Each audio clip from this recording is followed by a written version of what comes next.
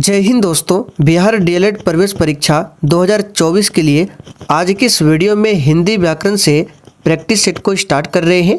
और साथियों आज आपका प्रैक्टिस सेट 1 चलेगा और इस प्रैक्टिस सेट में हम लोग टोटल 25 सिलेक्टेड क्वेश्चंस को कवर करेंगे जो कि आपके एग्ज़ाम के लिए काफ़ी ज़्यादा इम्पोर्टेंट रहेगा।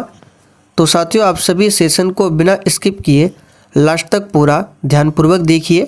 तो चलिए फ्रेंड्स, दोपहर के 3 बज चुके हैं, फटाफट से आप सभी लाइव में आ जाइए। तो साथियों आज के सेशन का पहला क्वेश्चन देखिए, समष्टि का विलोम शब्द क्या है? विशिष्टि, व्यष्टि, अपशिष्ट या फिर डी अपुष्टि है। बिल्कुल आपको सोच समझकर आंसर करना है।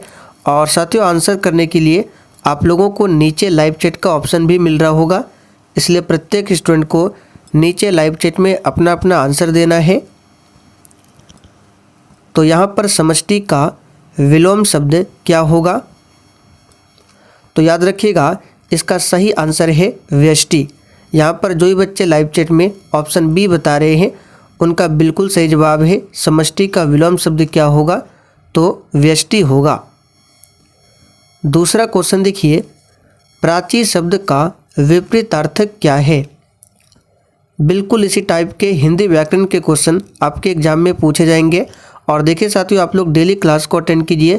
क्लास का टाइमिंग है दोपहर 3 बजे से और इसका पीडीएफ आपको टेलीग्राम पर मिल जाएगा। टेलीग्राम का लिंक इसी वीडियो के नीचे डिस्क्रिप्शन बॉक्स में है। तो यहाँ पर ध्यान दीजिए, प्राची शब्द का विपरीतार्थक क्या होगा? तो इसका हो जाएगा ऑप्शन बी प्रतीचि। आगे देखिए, भौतिक का विलोम शब्द क्या है?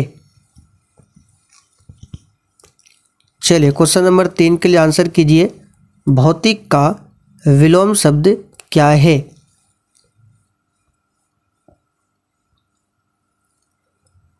तो साथियों भौतिक का विलोम शब्द हो जाएगा आध्यात्मिक। यहाँ पर ए ऑप्शन जो ही बच्चे बता रहे हैं उनका बिल्कुल सही जवाब है। भौतिक का विलोम शब्द क्या हो जाएगा? तो आध्यात्मिक। चलिए आगे देखिए, निम्नलिखित प्रश्न में 4 विकल्पों में से रेखांकित पद के उचित कारक को पहचानिए। यहाँ पे देखिए एक वाक्य दिया है, बोतल में दूध बचा है। तो यहाँ पे देखिए में बताना है कौन सा कारक है। तो सिंपल सा क्वेश्चन है। तो ये होता है अधिकरण कारक का चिन्ह। अधिकरण कारक का चिन्ह होता है में और एक होता है पर। ये 2 चिन्ह किसका है? तो अधिकरण कारक का है। संबंध कारक का क्या होता है? का, की, के, ये संबंध कारक का चिन्ह है। कर्म कारक का होता है को। चलिए आगे देखिए, हंस का स्त्रीलिंग क्या होगा? चलिए आंसर बताइए 5 के लिए। और जिन्होंने अभी तक सेशन को लाइक नहीं किया है प्लीज़ आप सभी से रिक्वेस्ट है, आप सभी सेशन को साथ में लाइक करते चलिए। तो यहाँ पर हंस का स्त्रीलिंग क्या होगा बताना है आपको। तो इसका सही जवाब है हंसिनी। ये क्या है? हंस का स्त्रीलिंग रूप है। आगे देखिए, विश्व हिंदी दिवस किस तिथि को मनाया जाता है? और साथियों आज के इस प्रैक्टिस सेट में आपके जितने भी क्वेश्चन सही हो रहे हैं आप लोग कॉपी में लिखते चलिए, क्योंकि सेशन के लास्ट में आपको अपना अपना स्कोर कमेंट करके जरूर बताना है कि आपने आज के इस 25 क्वेश्चन में कितने क्वेश्चन के सही आंसर दिए हैं। तो यहाँ पर विश्व हिंदी दिवस किस तिथि को मनाया जाता है? तो याद रखिएगा प्रत्येक वर्ष 10 जनवरी को मनाया जाता है। देखिए यहाँ पर कुछ बच्चे आंसर 14 सितंबर बता रहे हैं जो कि उनका गलत है। 14 सितंबर को भारत में हिंदी दिवस मनाया जाता है, न कि विश्व हिंदी दिवस। तो विश्व हिंदी दिवस पूछे 10 जनवरी और भारत में हिंदी दिवस पूछे तो 14 सितंबर। और 10 दिसंबर को क्या मनाया जाता है? तो विश्व मानवाधिकार दिवस मनाया जाता है। 14 नवंबर को मधुमेह दिवस मनाया जाता है और 14 नवंबर के दिन ही बाल दिवस भी मनाया जाता है। मानक हिंदी से क्या तात्पर्य है? एक भी क्वेश्चन को स्किप नहीं करना है, ये सारे क्वेश्चन आपके एग्जाम के लिए इम्पोर्टेंट क्वेश्चन है। तो साथियों मानक हिंदी से क्या तात्पर्य है? इसका सही आंसर है ऑप्शन क्या हो जाएगा यहाँ पे? साहित्यिक पुस्तकों की भाषा। ये मानक हिंदी का मतलब होता है, ध्यान रखिएगा, साहित्यिक पुस्तकों की भाषा। निम्न में से अल्प प्राण वर्ण कौन कौन से हैं? अब देखिए आंसर करने से पहले आपको आना चाहिए अल्प प्राण और महाप्राण क्या है। तो देखिए जिन वर्णों के उच्चारण में श्वास वायु की मात्रा कम लगता है वो कहलाता है अल्प प्राण। और ट्रिक से आपको याद रखना है प्रत्येक वर्ग का पहला, तीसरा और पांचवा जो वर्ण होगा ये कहलाएगा अल्प प्राण। जैसे क वर्ग की बात करें तो इसमें देखिए होता है क, ख, ग। देखिए ये 5 वर्ण है क वर्ग में, तो इसमें से पहला, तीसरा और ये पांचवा ये क्या होता है? अल्प प्राण होता है। तो आप लोग देख लीजिए कौन सा होगा। तो यहाँ पर देखिए इसका जो आंसर हो जाएगा बी ऑप्शन हो जाएगा। देखिए बी में देखिए ये पहला हो गया और ग है तीसरा, तो ये है अल्प प्राण। अब सी ऑप्शन की बात करें तो इसमें देखिए त, थ, द, ध और न। तो इसमें थ देखिए दिया हुआ, ये तो होता नहीं है क्योंकि अल्प प्राण यहाँ पे होगा त होगा, ध होगा, सॉरी यहाँ पे त और ये तीसरा द और लास्ट में न, ये अल्प प्राण कहलाता है। और बाकी जो बचा आपका जैसे दूसरा और चौथा ये महाप्राण होता है। तो इस प्रकार यहाँ पे आंसर क्या होगा? बी ऑप्शन क और ग। आपको सिंपल ट्रिक याद रखना है प्रत्येक वर्ग का पहला, तीसरा और पांचवा ये क्या कहलाता है? अल्प प्राण कहलाता है। तत्सम शब्दों का मूल स्रोत क्या है? चलिए क्वेश्चन नंबर 9 के लिए आप सभी आंसर कीजिए। और देखिए साथियों अगर आपको अल्प प्राण और महाप्राण से संबंधित स्पेशल वीडियो चाहिए तो आप लोग कमेंट करके बता सकते हैं। इस टॉपिक पर एक स्पेशल वीडियो बना दिया जाएगा अल्प प्राण और महाप्राण से। तो साथियों तत्सम शब्दों का मूल स्रोत क्या हो जाएगा? ये हो जाएगा संस्कृत। उद्गम के आधार पर निम्न में से कौन सा शब्द भेद नहीं है?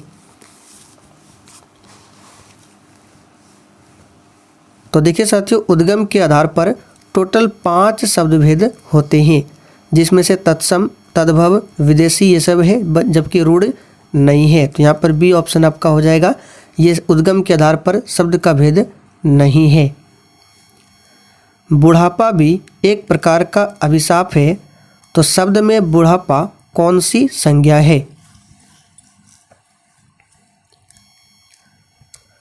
तो देखिए यहाँ पर क्वेश्चन नंबर 11 के लिए आंसर हो जाएगा भाववाचक संज्ञा। बुढ़ापा क्या है?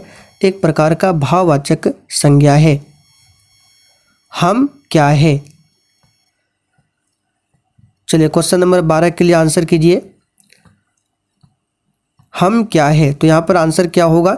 ये सर्वनाम टॉपिक का क्वेश्चन है, तो हम यहाँ पे हो जाएगा आपका ऑप्शन ए उत्तम पुरुष। हम क्या है? उत्तम पुरुष है। आप लोग कमेंट करके बताइए कुछ ये कौन से सर्वनाम है। आगे देखिए यह दृश्य अति सुंदर है, इसमें अति शब्द क्या है? चलिए 13 के लिए आंसर बताइए। यह दृश्य अति सुंदर है। सबसे पहले देखिए ये जो सुंदर है ये क्या है? तो सुंदर हम सभी जानते हैं ये विशेषण है। जो संज्ञा या सर्वनाम की विशेषता बतलाता है उसे विशेषण कहा जाता है। तो सुंदर ये विशेषता बतला रहा है तो ये क्या हो जाएगा? विशेषण। और जो विशेषण की विशेषता बतलाता है उसको कहा जाता है प्रविशेषण। तो सुंदर क्या है? विशेषण। और इसकी विशेषता कौन बता रहा है? अति। तो अति क्या हो जाएगा? प्रविशेषण। देखिए बी ऑप्शन में दिया हुआ है प्रविशेषण। अव्यय कितने प्रकार के होते हैं? चलिए क्वेश्चन नंबर 14 के लिए आंसर बताइए। अव्यय कितने प्रकार के होते हैं? तो साथियों अव्यय जो है टोटल 4 प्रकार के होते हैं। याद रखिएगा कितने प्रकार के? अव्यय टोटल 4 प्रकार के होते हैं। जेठ शब्द का स्त्रीलिंग रूप क्या है?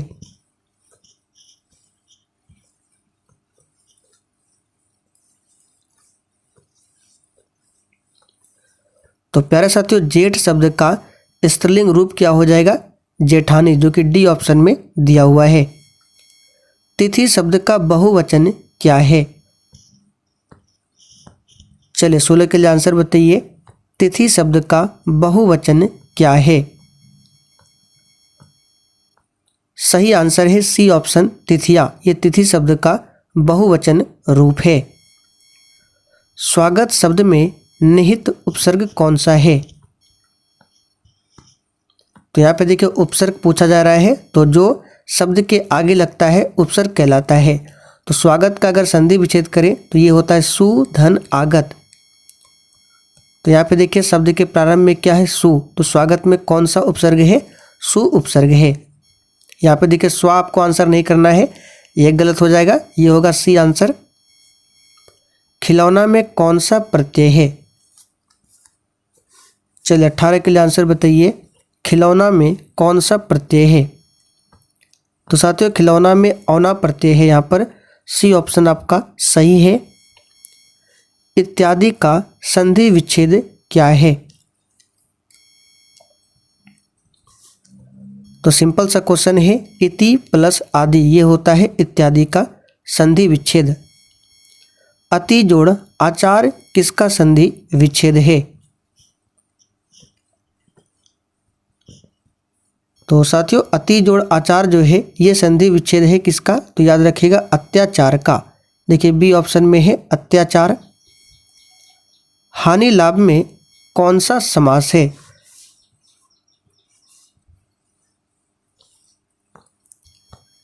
तो देखिए साथियों हानि लाभ में कौन सा समास है? तो हानि लाभ में समास है द्वंद्व समास। यहाँ पर ए ऑप्शन में दिया हुआ है द्वंद्व समास। माता पिता में पूछे द्वंद्व समास, भाई बहन द्वंद्व समास, ये सभी द्वंद्व समास का उदाहरण है। जिसके बीच में आपको अगर ये योजक चिन्ह मिल जाए वो प्रायः द्वंद्व समास होता है। द्वंद्व समास में दोनों पद प्रधान होता है। प्रत्येक वाक्य की समाप्ति पर लगता है। चलिए आंसर बताइए फटाफट से। तो यहाँ पर एक सेंटेंस लिखते हैं, एक वाक्य लिखते हैं, जैसे मैं खाता हूँ, मैं खाता हूँ, ये क्या है? एक वाक्य है। तो इसके लास्ट में क्या लगता है? ये चिन्ह। तो इस चिन्ह को क्या बोला जाता है? तो इसे बोला जाता है पूर्ण विराम। यहाँ पर सी ऑप्शन आपका सही जवाब है। और इस चिन्ह का नाम क्या है? Question mark. जो भी वाक्य क्वेश्चन वाला होता है उसके लास्ट में क्वेश्चन मार्क लगता है। हिंदी वर्णमाला में अंग और अह क्या है? इस क्वेश्चन पर स्टार मार्क कर लीजिए, इसको अभी याद कर लेना है। हिंदी वर्णमाला में अंग और अह क्या है? तो ये अयोग्यवाह है। यहाँ पर देखिए सी ऑप्शन में दिया है, ये क्या है? अयोग्यवाह। सुख दुख के बीच लगने वाला ये जो चिन्ह है इसका नाम क्या है? अगर आपने ध्यान दिया होगा तो अभी हमने थोड़ी देर पहले आपको बताया था द्वंद्व समास में ये जो चिन्ह आता है इसका नाम क्या है? तो इसका नाम है योजक चिन्ह। क्या है? योजक चिन्ह। नाविक का सही संधि विच्छेद क्या है? अब लास्ट में आपसे एक क्वेश्चन पूछेंगे जिसका आंसर आपको नीचे कमेंट करके बताना है। तो नाविक का सही संधि विच्छेद हो जाएगा आपका कौन सा? ये हो जाएगा 9 जोड़ इक बराबर नाविक। 9 जोड़ विक नहीं होगा, 9 जोड़ इक बराबर नाविक। अब लीजिए आखिरी क्वेश्चन आप लोगों के लिए है जिसका आंसर आपको कमेंट करके देना है। पावन शब्द का संधि विच्छेद क्या होगा? तो चलिए साथियों आज के लिए इतना ही। सेशन पसंद आया हो तो जाने से पहले आपको सेशन को लाइक और शेयर जरूर करना है।